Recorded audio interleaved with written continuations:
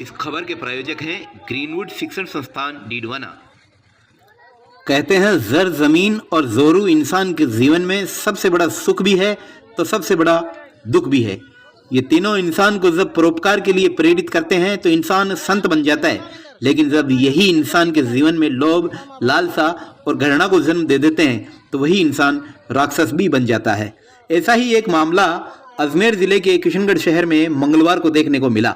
एक सगे चाचा ने अपने ही बेटे जैसे भतीजे के सीने में 3 गोलियां दाग दी, जिससे उसकी मौके पर ही मौत हो गई।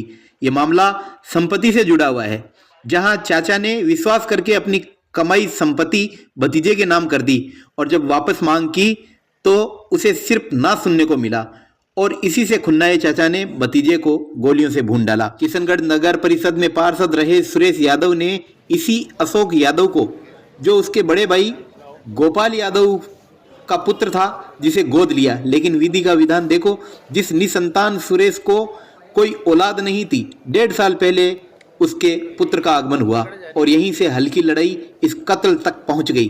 बताया जा रहा है कि 1.5 करोड़ कीमत का फार्म हाउस व एक ट्रांसपोर्ट कंपनी इस मुख्य विवाद की वजह रही। मृतक अशोक यादव किशनगढ़ विधायक सुरेश टाक के काफी करीबी बताया जा रहा है। मंगलवार को अपनी मां श्रीमती शांति देवी को मोटरसाइकिल पर बैठाकर फार्म हाउस से घर आ रहा था। उसी दौरान सुनसान इलाका सरदार सिंह की ढाणी के पास करीब 2:15 बजे चाचा सुरेश यादव ने अपनी कार से मां बेटे को टक्कर मार दी। टक्कर के बाद घायल अशोक पर सुरेश ने 4 फायर किए, जिसमें से 2 अशोक के सिर व एक पेट में लगी, जिससे उसकी मौत हो गई।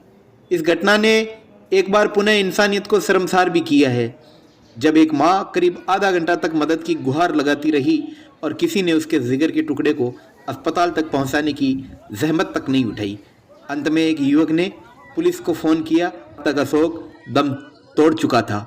वारदात को अंजाम देने के बाद चाचा सुरेश यादव वहां से फरार हो गया, जिसे पुलिस ने पहले डिटेन व बाद में गिरफ्तार कर उसके रिवॉल्वर को जब्त कर लिया है। सर, क्या मामला है, किस तरह से इस पूरी घटना को अंजाम दिया गया? आज दिन में 2 बजे के आसपास एक सूचना मिली कि अशोक यादव नाम के व्यक्ति को उसके ही किसी परिवार के व्यक्ति ने गोली मार दी है, जिसके बाद अशोक यादव को हॉस्पिटल पहुंचाया गया और जैसे कि डॉक्टरों ने उसको मृत घोषित किया।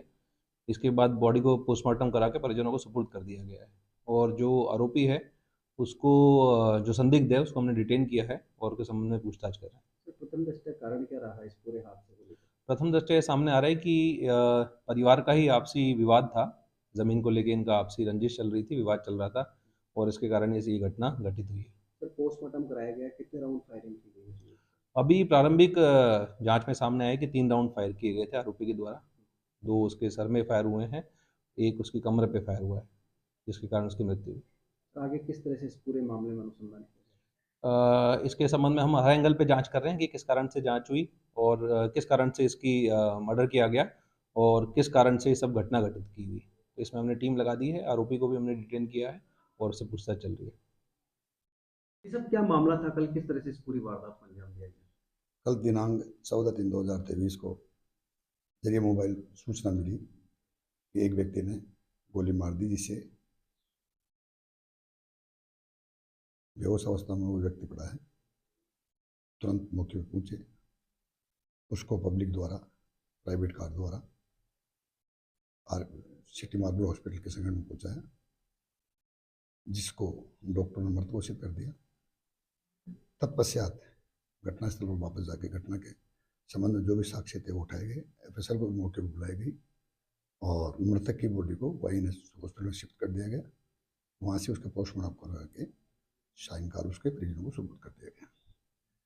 तत्पश्चात सायंकाल सूचना मिली कि जिस व्यक्ति की हत्या हुई है उसको मारने वाला उसका चाचा है, जो अपने छुपाव के लिए या इधर उधर भगने के लिए वो अजमेर की तरफ जा रहा है, जिस पर मुखबिर सूचना पर उसको थाने के सामने वाला जो कट है रोंग साइड से आता हुआ नजर आया, जिसको रोका और कार से उसको रिटर्न कर थाने पर लाया गया। रात्रि में उसको गिरफ्तार कर लिया गया है। पूछताछ उसने बताया कि मैंने मेरे भतीजे को मारा है, क्योंकि मेरे और मेरे भतीजे के पारिवारिक विवाद जमीन संबंधी था। काफ़ी दिनों से मैं मेरे भतीजे को मेरी ज़मीन देने के लिए कह रहा था, क्योंकि मेरी सारी संपत्ति मेरे भतीजे के नाम ही थी। मैं और मेरा भतीजा का परिवार एक साथ रहते थे। अब उसका मन फैल गया, इसलिए वो चाह रहा था मैं प्रॉपर्टी में कोई हिस्सा नहीं दूँ। इस बात से मैं काफ़ी कुंठित था और इस कुंठितता की वजह से मैंने उसके फायर किया। 4 राउंड मैंने फायर किए। 4 राउंड फायर करने के तत्पश्चात उसके सिर में और उसके पेट में गोली लगी, जिससे वो खत्म हुआ है।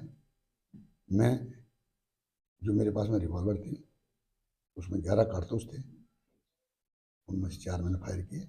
बाकी हमने उसकी जमा तलाशी के दौरान अवैध पिस्टल और 7 राउंड जिंदा हमने बरामद कर लिया। सर हथियार कहाँ से आए इसके पास में ये अभी उस पूछताछ में अभी नहीं बताया। आज उसके इस रिमांड पर लिया जाएगा और इसकी गहनता से पूछताछ की जाएगी, हथियार कहाँ से प्राप्त किया था और कब इसने हथियार खरीदा था, इसके बारे में अभी पूछताछ जारी है। आज उसको पीसी रिमांड न्यायालय में पेश करके पीसी रिमांड पर लिया जाएगा।